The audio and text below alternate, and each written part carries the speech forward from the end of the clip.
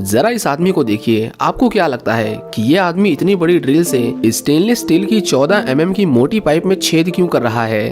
दरअसल ये आदमी एक चोर है और ये ऑयल की चोरी करता है। जी हाँ, आपने बिल्कुल सही सुना, ये आदमी सच में पेट्रोल की चोरी करता है। वो भी 1 या 2 लीटर नहीं, बल्कि ये हर रोज यहाँ से हजारों गैलन ऑयल की चोरी करते हैं और किसी को भी इसकी कानों कान खबर नहीं होती। पुलिस इन लोगों को पकड़ पाएगी कि नहीं, ये तो बहुत दूर की बात है। यहाँ तक कि जिस कंपनी का ये लोग तेल चोरी करते हैं, उन्हें खुद इस चोरी के बारे में नहीं पता। अब ये तो यहाँ हो गई चोरी की बात, लेकिन अब हम बात करेंगे उन चोरों की जो इस काम को अंजाम देते हैं। ऑयल पाइप में छेद करना कोई आसान काम नहीं होता, इसमें बहुत रिस्क होता है। जैसे कि मानो टाइम पर ड्रिल नहीं हो पाया, या फिर इन लोगों ने अगर ड्रिल कर भी दिया तो उसके अंदर ब्लास्ट होने की भी बहुत ज्यादा संभावना होती है। इस काम को सिर्फ और सिर्फ एक आदमी कर सकता है और उस आदमी को ये लोग ड्रिल बिट के नाम से जानते हैं। ड्रिल बिट उस 14 mm की स्टील पाइप में छेद करने के लिए, मतलब सिर्फ एक छेद करने के लिए 1,25,00,000 रुपए चार्ज करता है और उसने ये काम कर करके बहुत सारे पैसे छाप लिए हैं। लेकिन आज का केस थोड़ा अलग है। हम देखते हैं कि किसी ने बीच का कमीशन खाने के लिए होल करने के लिए ड्रिल बिट को ना भेजकर किसी नए आदमी को काम पर भेज दिया था। इस आदमी का नाम जियो साय है और ये बहुत ही घटिया इंसान है। इस आदमी को अपने काम का ABC भी नहीं आता, लेकिन वो अपने क्लाइंट्स को ऐसा दिखाने की कोशिश करता है जैसे कि उसे सब कुछ आता है और वो ड्रिल बिट से भी अच्छा होल कर सकता है। जियो साय पाइप में होल करना शुरू करता है, लेकिन हम देखते हैं कि उसे इस काम में बिल्कुल भी एक्सपीरियंस ना होने की वजह से वो समय रहते पाइप में होल नहीं कर पाता, जिसकी वजह से उस पाइप से हाई प्रेशर में ऑयल बाहर निकलने लगता है और अचानक से इतना ज्यादा प्रेशर और एक छोटी सी चिंगारी की वजह से वहाँ पर एक बहुत बड़ा धमाका होता है। ब्लास्ट होने से पहले जियो साय और उसका क्लाइंट वहाँ से भाग निकले थे, लेकिन क्लाइंट जियो साय को बहुत मारता है क्योंकि उसने उसका बहुत ज्यादा नुकसान किया था। और अब तो पुलिस भी इस धमाके के पीछे की सच्चाई का पता लगाते लगाते उस तक पहुंचने की कोशिश करेगी। हम देखते हैं कि उस आदमी ने ठीक ही कहा था। उनके जाने के बाद वहां पर पुलिस आती है और जब वो उस फटी हुई पाइप के पास जाते हैं तो उन्हें वहां पर एक ड्रिल बिट मिलती है, जिसका मतलब ये साफ था कि किसी ने जानबूझकर इस धमाके को अंजाम दिया है। इन सभी पुलिस वालों में जो हमारा मेन कैरेक्टर है उसका नाम है मानसिक। मानसिक की उसके डिपार्टमेंट में कोई इज्जत नहीं करता, इसलिए वो हमेशा जब भी हो सके खुद को साबित करने का मौका ढूंढता रहता है। इस बार भी जब उसे वो ड्रिल बिट मिलती है तो उसका शक सिर्फ और सिर्फ एक आदमी के ऊपर जाता है, एक आदमी जिसे उसने 5 साल पहले ऐसा ही कोई लीगल काम करते हुए अरेस्ट किया था। मानसिक अपने सीनियर्स को उस आदमी के बारे में बताता है, लेकिन उसके सीनियर्स उसकी बातों पर जरा भी गौर नहीं करते क्योंकि वो मानसिक को सिर्फ एक सिर दर्द के अलावा और कुछ नहीं समझते थे। इसके बाद हम उस आदमी को देखते हैं जिसने जियो साय को अपने क्लाइंट के लिए होल करने का काम दिया था। उसके क्लाइंट के लोग उसे पकड़ लेते हैं और उसे बहुत मारते हैं क्योंकि उसकी लापरवाही की वजह से वो लोग मरते मरते बचे थे। उसका क्लाइंट उसे कहता है कि उसे अगले 24 घंटे में ड्रिल बिट उसके पास चाहिए, नहीं तो वो उन दोनों को मार देगा। इसके बाद हम ड्रिल बिट को देखते हैं। ड्रिल बिट पहले एक इंजीनियर था, लेकिन जब से वो इस धंधे में आया था तब से मानो जैसे कि वो पैसे छापने की मशीन बन गया था। मानसिक को जब से वो बिट उस एक्सीडेंट साइट पर मिली थी तब से वो ड्रिल बिट का पीछा कर रहा था, इस उम्मीद में कि एक दिन वो उसे रंगे हाथों पकड़ लेगा। ड्रिल बिट को भी पता था कि मानसिक उसका पीछा करता है। एक दिन वो मानसिक को अपने पास बुलाता है और वो उसे कहता है कि वो उसका पीछा करना बंद करे। हर बुरे काम के पीछे उसी का हाथ हो ये जरूरी नहीं। मानसिक अपने मन की शांति के लिए उसके गैराज में तलाशी लेता है, लेकिन उसके हाथ कुछ भी नहीं लगता। जब ड्रिल बिट को पता चलता है कि उसके दोस्त ने उसकी जगह किसी और को भेजकर कमीशन खाने की कोशिश की तो उसे उस पर बहुत गुस्सा आता है, पर क्योंकि वो उसका दोस्त था इसीलिए अब उसे उन लोगों का काम करना पड़ेगा। ड्रिल बिट उसके क्लाइंट के पास जाता है और एक ऑयल पाइपलाइन में होल करने लगता है। उसने एक स्पेशल तरह की ड्रिल डिजाइन की थी जिससे वो अपने काम को अंजाम देता था और उसने अभी तक एक भी गलती नहीं की थी। वैसे भी अगर वो गलती करता तो आज यहाँ पर खड़ा नहीं होता। वो क्लाइंट उसके काम से बहुत इम्प्रेस हुआ था। वो उसे एक और बिजनेसमैन का नंबर देता है। वो कहता है कि उसे तुम्हारे जैसे आदमी की जरूरत है और वो तुम्हें तुम्हारे इस काम के मुंह मांगे पैसे देगा। ड्रिल बिट उस बिजनेसमैन के पास जाता है। इस आदमी का नाम जियान वू है और इस आदमी के ऊपर बहुत सारा कर्जा है, इतना कर्जा कि वो उन पैसों को अपने दूसरे बिजनेस से आने वाले पैसों से अपनी पूरी जिंदगी में नहीं चुका पाएगा। जियान वू से बताता है कि उसे शहर के सबसे बड़े ऑयल रिजर्वोयर की पाइपलाइन में छेद करना है और इस काम के लिए वो उसे उसकी मनचाही रकम देगा। ड्रिल बिट समझ गया था कि यह आदमी इस काम से अरबों रुपए छापने वाला है, इसलिए वो भी उससे अपनी रेगुलर फीस से 5 गुना ज्यादा पैसे चार्ज करता है। जियान वू ने इस काम के लिए कुछ बहुत ही अच्छे लोगों की टीम बनाई थी जो अपने अपने कामों में माहिर थे। इस टीम में जियो साई भी शामिल था, जिसने शुरुआत में उस ऑयल पाइपलाइन में ब्लास्ट किया था। जियो साई को बेशक ड्रिल करना नहीं आता था, लेकिन वो वेल्डिंग जैसे कामों में माहिर था। और भी कई लोग थे, जैसे कि चीफ ना, जो एक सिविल इंजीनियर था। जियोन साब ये आदमी मशीन्स को ऑपरेट करता था, और उनकी टीम में एक लड़की भी थी जो उस बिल्डिंग के रिसेप्शन पर बैठी थी, जिसके नीचे खुदाई का काम चल रहा था। और इस लड़की का काम था किसी को भी होटल में बुकिंग करने से रोकना।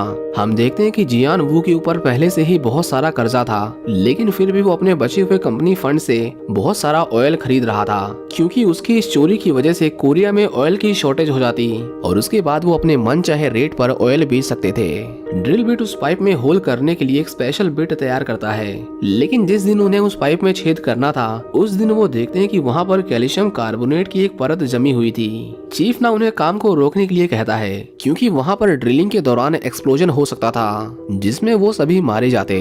वो जब इसके बारे में ड्रिल बिट को बताते हैं, तो ड्रिल बिट उन्हें काम को रोकने से मना करता है, क्योंकि उन्हें इस काम को पूरा करने के लिए डेडलाइन दी गई थी। वेल्डर ड्रिल बिट के ऊपर चिल्लाने लगता है और उसे ऊंची आवाज में बात करता है, क्योंकि वो उनकी लाइफ को खतरे में डाल रहा था। उन सब लोगों में से वेल्डर सबसे गुस्से वाला आदमी था। वो खुद को ड्रिल बिट से बेहतर समझता था और उसके अंदर इस बात का बहुत गुस्सा था कि इस काम के लिए उसे कम पैसे दिए गए हैं। इन लोगों में आपस में बहुत बहस होती है, यहाँ तक कि वो एक दूसरे के ऊपर हाथ भी उठा देते हैं, जिसके बाद ड्रिल बिट को मजबूरन इस काम को कल के लिए पोस्टपोन करना पड़ता है। अगले दिन जब वो अपना काम शुरू करते हैं, तो खुदाई करते करते उन्हें पता चलता है कि उनके आगे एक पत्थर की बहुत बड़ी चट्टान थी, जिसे सिर्फ हैमर ड्रिल से ही तोड़ा जा सकता था।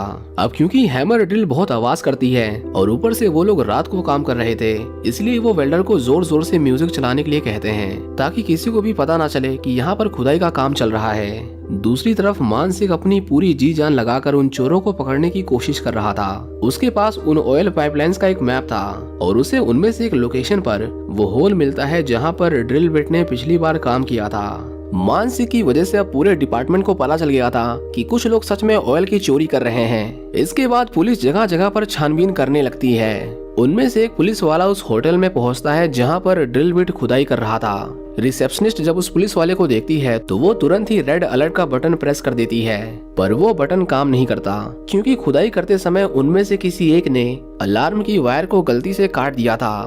पुलिस वाला जब वेल्डर के गाने की आवाज सुनता है, तो वो उसे देखने जाता है। वेल्डर उस पुलिस वाले को देखकर और जोर जोर से गाने लगता है और उसे रोकने की पूरी कोशिश करता है, लेकिन पुलिस वाले ने जैक हैमर के चलने की आवाज सुन ली थी और अब उसे थोड़ा थोड़ा शक होने लगा था। वो तुरंत ही उस आवाज का पीछा करता है, लेकिन वो जैसे ही बेसमेंट में पहुंचता है, हम देखते हैं कि ड्रिल बिट ने वहां से सारे सबूत मिटा दिए थे। उन लोगों ने अपने चेहरे भी ढक लिए थे ताकि वो पुलिस वाला उन्हें पहचान न ले। उसके पूछने पर वो उसे बताते हैं कि वो यहाँ पर सीवर लाइन का काम कर रहे हैं। पुलिस वाला उन सभी के चेहरे देखता है, लेकिन उनमें से वो किसी को पहले कभी नहीं मिला, इसीलिए उसे किसी पर भी शक नहीं होता। उस पुलिस वाले के जाने के बाद रिसेप्शनिस्ट उस अलार्म की वायर को फिर से ठीक कर देती है, क्योंकि इस बार तो वो पकड़े जाने से बाल बाल बचे थे। वो जब उस टनल से बाहर निकलने ही वाली थी, तभी ड्रिल बिट जमीन पर एक भारी अलमारी गिरा देता है, जिसकी वजह से बहुत तेज वाइब्रेशन होती है और उस टनल में बहुत सारा मलबा गिर जाता है। वो रिसेप्शनिस्ट और जियोन सब टनल के दूसरी ओर फंस गए थे और अगर उन्हें जल्दी निकाला नहीं जाता तो ऑक्सीजन की कमी से वो दोनों मारे जाते। उनके ऊपर मुसीबतों का पहाड़ टूटा हुआ था, लेकिन इस बीच वेल्डर अपना असली रंग दिखाने लगता है। वो ड्रिल बिट से कहता है कि वो दोनों अंदर ही दबकर मर जाएंगे, चलो हम इनके पैसे लेकर यहाँ से भाग जाते हैं। ड्रिल बिट को उसके ऊपर बहुत गुस्सा आता है और वो उसे सबक सिखाना चाहता था। चीफ ना मिट्टी को बाहर निकालना शुरू करता है और वो खोदते खोदते टनल के उस ओर एक रास्ता बना देते हैं। वो रिसेप्शनिस्ट उन्हें धन्यवाद करती है, पर कोई उसे ये नहीं बताता कि वेल्डर उसे अंदर ही छोड़कर भागने की सोच रहा था। उस रात वो सभी आराम से सो जाते हैं और वो अब बस इस काम से मिलने वाले पैसों के सुहाने सपने देख रहे थे। हम देखते हैं कि देर रात को एक अलार्म बजने लगता है। ड्रिल बिट जब बाहर आता है तो वो देखता है कि वेल्डर उनके पैसे लेकर भाग रहा था। वो उसे बिल्डिंग से कूदने से रोक लेता है और उन्हें धोखा देने की पनिशमेंट के तौर पर वो उसे बहुत मारता है। जियोन सब उसे कहता है कि उन्हें पैसों के लिए एक दूसरे से इस तरह नहीं लड़ना चाहिए, लेकिन जब वो देखता है कि वेल्डर उसके ही पैसे लेकर भाग रहा था, तो वो भी उसे बहुत मारता है। वेल्डर की गलती पकड़ी गई थी और वो उन सभी के सामने घुटने टेक कर माफी मांगने लगता है। वेल्डर उन्हें कहता है कि उसका एक बेटा है जो अभी हॉस्पिटल में भर्ती है और उसी के लिए वो ये पैसे चुरा कर भाग रहा था। उसने ये कहानी अभी अभी बनाई थी, अब इसमें कितनी सच्चाई है ये तो हमें आगे जाकर पता चलेगा, लेकिन फिलहाल किसी को भी उस पर जरा भी भरोसा नहीं है। इसी बीच ड्रिल बिट सोचने लगता है कि आखिर ये अलार्म बजाया किसने।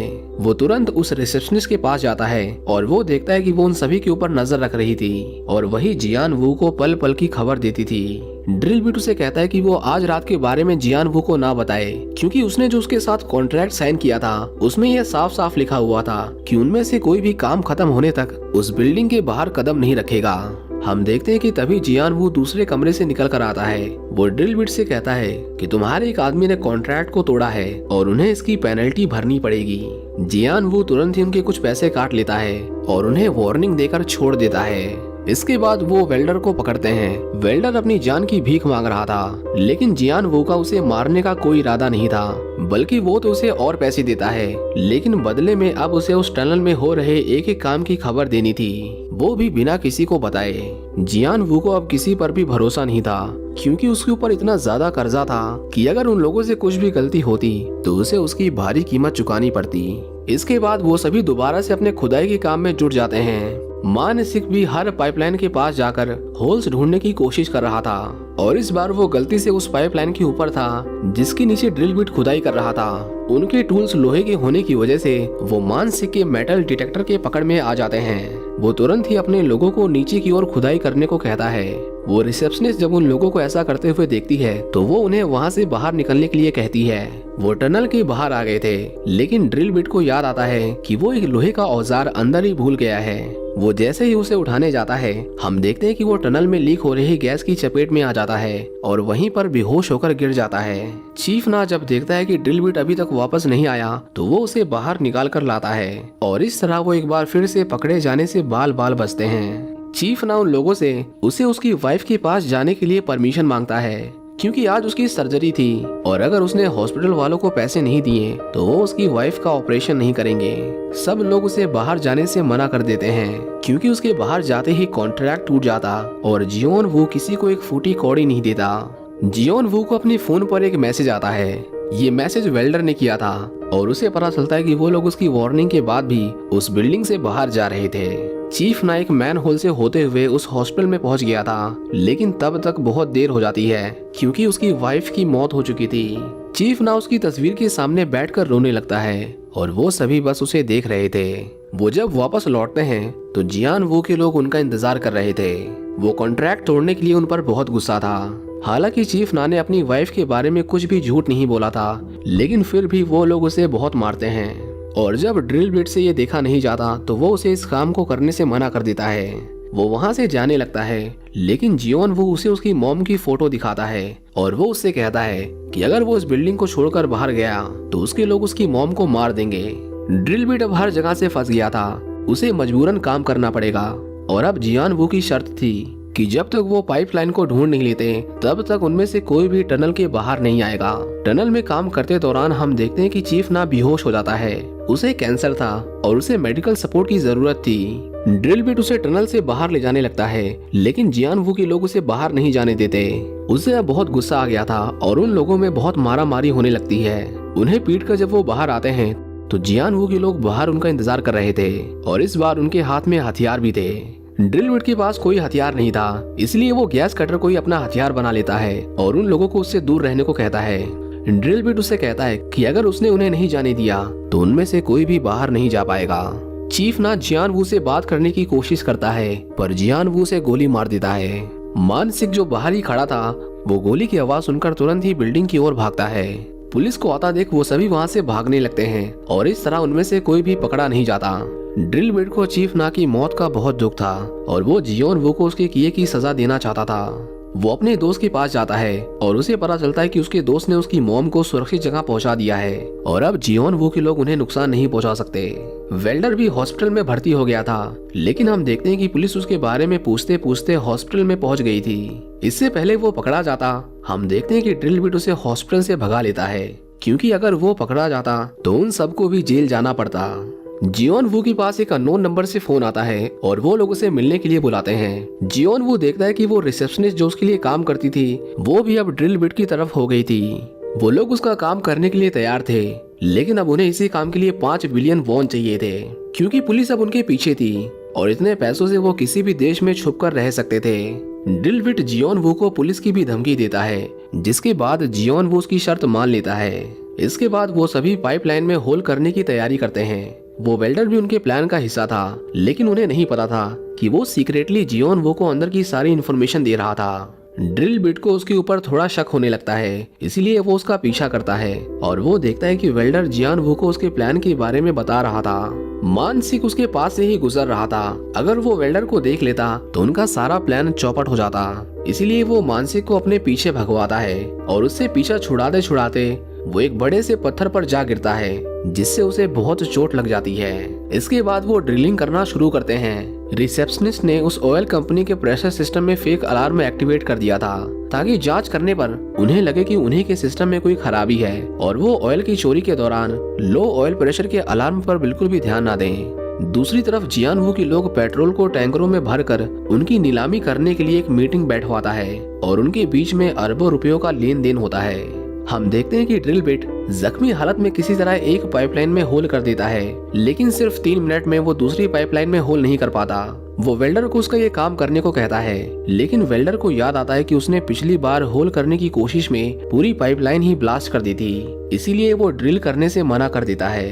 ड्रिल बिट उसे थोड़ा हौसला देता है, जिसके बाद उसकी निगरानी में वो वेल्डर पाइप में सक्सेसफुली ड्रिल कर देता है। वो जब ऑयल रिलीज करते हैं तो वो सीधा जियान वू के पास जाकर पहुंचता है।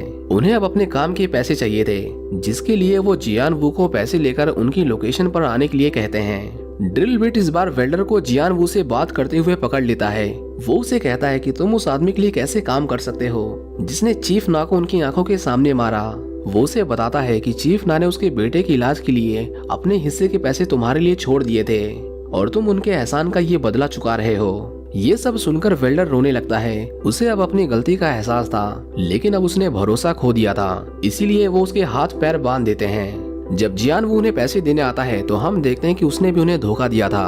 उसके लोग ड्रिल बिट को चारों ओर से घेर लेते हैं और वो उसे पैसे भी नहीं देते। दूसरी तरफ उसके लोगों पर भी जियान वू के लोग हमला करते हैं, पर वो लोग खुद को किसी तरह बचा लेते हैं और वो वहाँ से भाग जाते हैं। हम देखते हैं कि वेल्डर जियान वू के लोगों पर हमला करता है और वो उन्हें मारकर जियान वू को बंदी बना लेते हैं। कुछ देर बाद वहाँ मानसिक भी आ जाता है। ड्रिल बिट ने ही उसे वहाँ बुलाया था, क्योंकि वो जियान वू को रंगे हाथों पकड़वाना चाहता था। मानसिक उसे भी अरेस्ट करने की कोशिश करता है, पर वो लोग वहाँ से भाग जाते हैं। ड्रिल बिट को अब बस उन पैसों को लेकर वहाँ से भागना था, लेकिन वो जैसे ही अपने लोगों के पास पहुँचता है, हम देखते हैं कि उन्हें जियान वू के लोगों ने पकड़ लिया था। वो उन सभी को उसी पाइपलाइन से बांध देते हैं और जियान वू उसे अपने असली मास्टर प्लान के बारे में बताता है। दरअसल उसे ऑयल की चोरी तो करनी ही थी, लेकिन वो ये भी चाहता था कि चोरी के बाद किसी को भी इस चोरी का कोई भी सबूत ना मिले। इन शॉर्ट जियान वू उस पूरी पाइपलाइन को बॉम्ब से उड़ाने वाला था, जिससे कोरिया का सबसे बड़ा ऑयल रिजर्वोयर भी डिस्ट्रॉय हो जाता और पूरे कोरिया में ऑयल की शॉर्टेज हो जाती। अब क्योंकि जियान वू ने पहले से ही बहुत सारा ऑयल स्टोर करके रखा था, इसीलिए मार्केट में उसके ऑयल की डिमांड बढ़ जाती और इसी डिमांड का फायदा उठाकर वो बहुत सारे पैसे कमाता। लेकिन अपने फायदे के लिए जियान वू इतना बड़ा ब्लास्ट करने वाला था कि उससे उस ऑयल रिजर्वोयर के पास बसे शहर के सभी लोग मारे जाते, पर उसे इस बात का जरा भी अफसोस नहीं था। वो तो उन लाखों मासूम लोगों का खून बहाने को तैयार था। ड्रिल बिट उसे ऐसा करने के लिए मना करता है, पर वो लोग उन्हें वहीं मरने के लिए छोड़कर चले जाते हैं। जियोन वो वहाँ से दूर चला जाता है ताकि वो धमाके की चपेट में ना आए। उसका मैनेजर भी उसे समझाने की कोशिश करता है, लेकिन जियोन वो किसी की नहीं सुनता। दूसरी तरफ ड्रिल बिट खुद को छुड़ाने की कोशिश करता है। वो रस्सी को जला देते हैं और ड्रिल बिट उस बॉम्ब के फटने से पहले उसे पाइपलाइन से दूर ले जाता है। जियोन वू जैसे ही उस बॉम्ब का बटन प्रेस करता है, ड्रिल बिट तुरंत ही पानी में कूद जाता है, जिससे उसकी जान बच जाती है और पाइपलाइन को भी कुछ नहीं होता। जियोन वू जब देखता है कि पाइपलाइन में ब्लास्ट नहीं हुआ तो उसे बहुत हैरानी होती है। दरअसल ये सब ड्रिल बिट की सोची समझी चाल थी। उन लोगों ने उसके टैंकर्स में ऑयल की जगह पानी भर दिया था और जियोन वू को इसके बारे में पता भी नहीं चला कि जिस चीज को वो करोड़ों के दाम पर बेचने वाला है वो बस महज पानी है। ड्रिल बिट भागकर अपने लोगों के पास आता है, क्योंकि जियोन वू के वो 5 मिलियन वॉन उन्हीं के पास थे। लेकिन जब वो सभी बाहर निकलते हैं तो जियोन वू के लोगों ने उन्हें चारों ओर से घेर लिया था। उसके लोग उन पर हमला करते हैं और क्योंकि अब बात उन लोगों की जान पर आ बनी थी, इसीलिए वो लोग भी पीछे नहीं हटते और उन लोगों पर हमला करते हैं। आखिर में वहाँ पर पुलिस आ जाती है और उन सभी को गिरफ्तार कर लेती है। ड्रिल बिट जियोन वू को जान से मारने वाला था, पर मानसिक उसे ऐसा करने से रोक लेता है। वो ड्रिल बिट से कहता है कि उसे उसके किए की सजा कोर्ट देगा, पुलिस उन दोनों को अरेस्ट कर लेती है। जियोन वू उसे कहता है कि जिस दिन वो जेल से बाहर आएगा उस दिन वो उन सभी से बदला लेगा। पर ये सुनकर ड्रिल बिट उस पर हंसने लगता है, क्योंकि वो उसे कहता है कि जब तक वो बाहर आएगा तब तक ऑयल का जमाना ही खत्म हो चुका होगा और सड़कों पर उसे बस इलेक्ट्रिक व्हीकल्स ही देखने को मिलेंगे। ड्रिल बिट के बाकी के साथी मौके वारदात से भाग गए थे और पुलिस ने सिर्फ उसे ही अरेस्ट किया था। लेकिन कुछ देर बाद हम देखते हैं कि उसके दोस्त भी खुद को अपनी मर्जी से पुलिस के हवाले कर देते हैं और अब वो सभी एक साथ जेल जाएंगे। इसके 3 साल बाद हमें दिखाया जाता है कि उन लोगों ने अपनी सजा काट ली थी और अब वो ईमानदारी का काम करके 2 वक्त की रोटी कमाने लगे थे। एक दिन मानसिक देखता है कि वो लोग फिर से खुदाई का काम कर रहे थे। उसे उन पर शक होता है कि कहीं उन लोगों ने फिर से अपना पुराना धंधा तो शुरू नहीं कर दिया। लेकिन जब वो वहाँ जाता है तो उसे पता चलता है कि वो लोग तो सीवर लाइन का काम कर रहे थे। और इसी के साथ ये मूवी यहीं पर खत्म हो जाती है। उम्मीद करता हूँ कि आपको ये मूवी पसंद आई होगी। Thank you for watching. और जाने से पहले आपसे एक रिक्वेस्ट है कि I just started my another YouTube channel, तो अगर आप चाहें तो आप उसे भी सब्सक्राइब कर सकते हैं। उस पर भी वीडियोस जल्दी आने वाली हैं। अब वो फेस कैम के साथ होंगी या फिर फेस कैम के बिना, उसके बारे में मैंने अभी सोचा नहीं। चेहरे की 1-2 बार प्लास्टिक सर्जरी करवा लूं तो शायद फेस कैम वीडियोस आ सकती हैं। नहीं तो फिर आपको मेरी आवाज से ही काम चलाना पड़ेगा। Just joking, you can just subscribe. Okay bye, see you in the next one.